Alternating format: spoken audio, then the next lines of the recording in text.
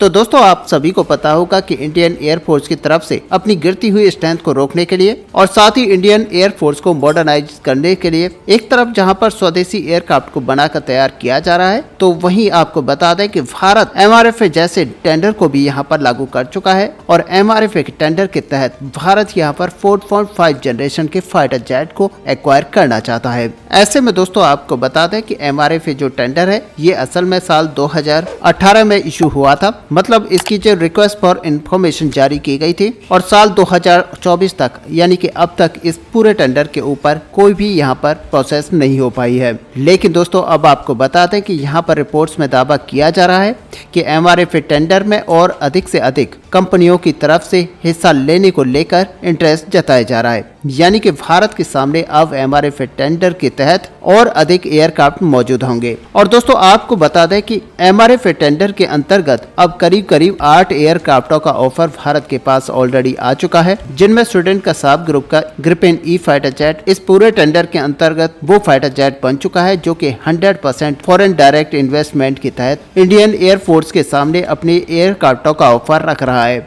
और यहाँ पर दावा किया जा रहा है कि स्वीडन के साब ग्रुप के ऑफर के बाद अब कई सारी अलग अलग कंपनियों की तरफ से, यानी कि ऐसे कहें कि डिफेंस मैन्युफैक्चरर की तरफ से भी यहाँ पर भारत के सामने इस तरीके के सिमिलर ऑफर्स को लेकर रेस शुरू हो चुकी है। और अब कई सारी ऐसी कंपनियां हैं जो कि भारत के अंदर इंडिपेंडेंटली अपने फैक्ट्रीज को लगाने को लेकर इरादा जता चुकी हैं। और आप ऐसे मानिए कि यहाँ पर कोई भी पार्टनरशिप नहीं होगी, लेकिन पूरा जो ओनरशिप है वो भारत के पास होगा। और दोस्तों आपको बता दें इससे पहले स्वीडन के साब ग्रुप की तरफ से भारत के जो अदानी डिफेंस है उनके साथ जॉइंट वेंचर के तहत प्रोसेस किया गया था, लेकिन अचानक से साब ग्रुप की तरफ से अदानी ग्रुप को यहां पर बाहर कर दिया गया और इस पूरे जॉइंट वेंचर को खत्म कर लिया गया था, जो कि कई सारे एक्सपर्ट्स को यहाँ पर हैरान भी करता है, क्योंकि इस जॉइंट वेंचर का जो मकसद था वो यहाँ पर इन एयरक्राफ्टों को अगर भारत खरीदता है तो अदानी ग्रुप के साथ मिलकर साब ग्रुप की तरफ से इन एयरक्राफ्टों को भारत के अंदर ही मैन्युफैक्चर किया जाता।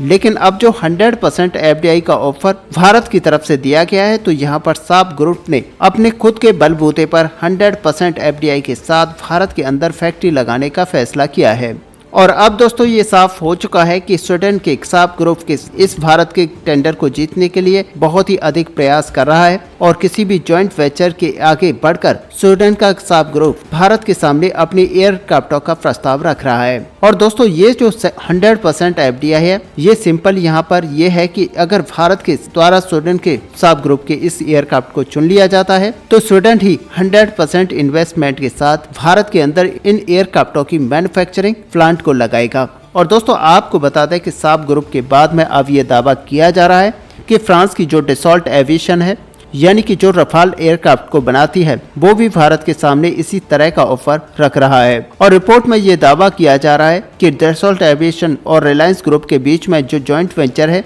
यानी कि डसॉल्ट रिलायंस एरोस्पेस, उसके भी 100% शेयर को यहाँ पर FDI को डसॉल्ट एविएशन अपने एयरक्राफ्टों के साथ ऑफर कर रहा है। और ये दावा किया जा रहा है कि ये जो कंपनी है इसकी 100% जो ओनरशिप है वो यहाँ पर डसॉल्ट एविएशन के पास है। और डसॉल्ट एविएशन का अब मानना है कि इसको 100% FDI के तहत भारत के अंतर्गत बनाया जाएगा। ऐसे में दोस्तों इन दोनों देशों के ऑफर को देखते हुए बताया ये जा रहा है कि यूरोफाइटर टाइफून के निर्माता यानी कि यूरोपियन कंसोर्टियम की तरफ से भी 100% FDI के तहत भारत के अंदर मैन्युफैक्चरिंग प्लांट को लगाने को लेकर बातें कही जा रही हैं, ताकि यूरोफाइटर कंसोर्टियम भी भारत के अंदर अपनी फैक्ट्री को लगाकर भारत को इन फाइटर जेट्स को प्रोवाइड करा सके। और ऐसे में दोस्तों इन सारी चीजों को अगर देखा जाए, भारत का जो मेक इन इंडिया इनिशिएटिव है वो यहाँ पर फुलफिल होगा और किसी भी तरीके के थर्ड पार्टी या फिर ऐसे कहें कि किसी भी पार्टनर को यहाँ पर जोड़ने की जरूरत नहीं पड़ेगी। और एक तरीके से अगर देखा जाए कि ये जो प्रोसेस है इसमें कई सारी कॉम्प्लेक्सिटी जो बनी हुई है वो यहाँ पर कम हो जाएगी। हालांकि यूरोप के इन 3 एयरक्राफ्टों के अलावा भारत के सामने जो 5 एयरक्राफ्ट अभी मौजूद हैं, उन एयरक्राफ्टों को लेकर अभी कंपनियों की अप्रोच फिलहाल कुछ अलग है।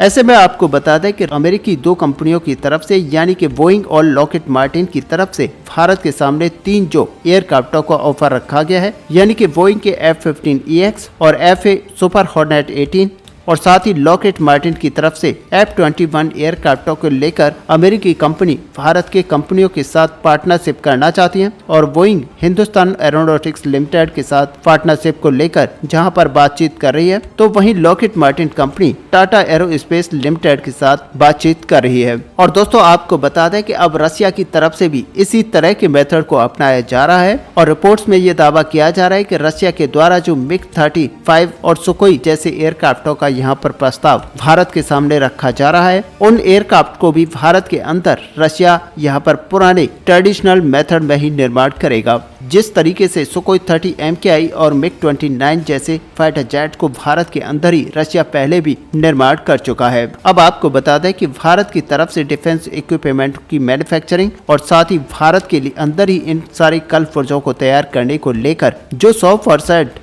FDI के ऊपर से कैप को हटा लिया गया है, उसके बाद में ये जो ऑफर हैं इसे लेकर एक तरीके से भरमार आ चुकी है और हर देश की कंपनी चाहती है कि भारत के इस बड़े टेंडर के अंतर्गत अपने हाथ आजमाए जाएं और अगर उन्हें ये टेंडर मिल जाता है तो सच मानिए कि $बिलियन का यहाँ पर फायदा उस कंपनी को होने वाला है। वैसे दोस्तों आपको बता दें कि ये कंपनियां अब भारत के अंदर केवल MRFA टेंडर के अंतर्गत ही इंटरेस्ट नहीं ले रही, बल्कि और भी कई तरीके के टेंडर्स को लेकर इन कंपनियों की तरफ से बिड लगाई जा रही है और 100% FDI का ऑफर भारत के सामने लगातार रखा जा रहा है। ऐसे में दावा यहाँ तक किया जा रहा है कि भारत की सप्लाई चेन और भारत के इक्विपमेंट्स का इस्तेमाल यहाँ पर किया जाएगा और साथ ही ट्रांसफर ऑफ टेक्नोलॉजी और मेक इन इंडिया इनिशिएटिव के तहत ये सारे प्रोजेक्ट चलाए जाएंगे। अब दोस्तों यहाँ पर 100% FDI का मतलब यही है कि भारत को यहाँ पर पूरे प्लांट को लगाने के लिए किसी भी तरह से कोई धनराशि खर्च नहीं करनी पड़ेगी और ये जो 100% प्लांट लगाया जाएगा वो विदेशी कंपनियों की तरफ से अपने पैसे को खर्च करते हुए लगाया जाएगा। ऐसे में बड़ी बात यहाँ पर यह होगी कि मैन्युफैक्चरिंग से लेकर सप्लाई चेन और साथ ही इन फाइटर जेट्स की टेस्टिंग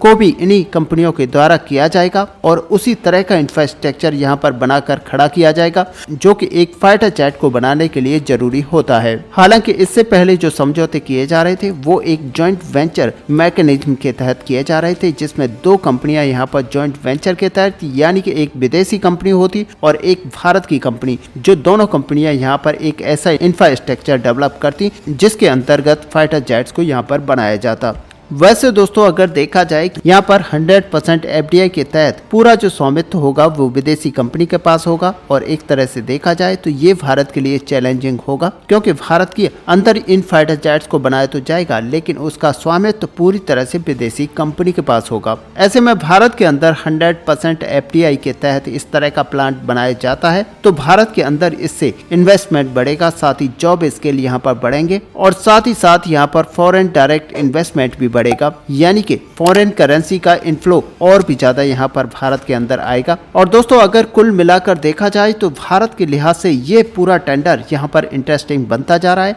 और अब यहाँ पर माना जा रहा है कि हमारी वायुसेना की तरफ से एक प्रेशर क्रिएट किया जा रहा है जिसके तहत MRFA टेंडर को जल्द से जल्द यहाँ पर कंप्लीट किया जाए ताकि हमारी वायुसेना के अंदर जो अभी फाइटर जेट्स की कमी लगातार बनी हुई है उसको यहाँ पर पूरा किया जा सके। ऐसे में दोस्तों आपका यहाँ पर क्या व्यू है, क्या भारत की तरफ से 100% FDI करना भारत के हित में है? आप अपना व्यू हमें कमेंट पर लिखकर जरूर बताएं। साथ ही अगर वीडियो आपको अच्छी लगी हो तो लाइक और शेयर करना ना भूलें। मिलते हैं नेक्स्ट वीडियो में, तब तक के लिए जय हिंद जय भारत।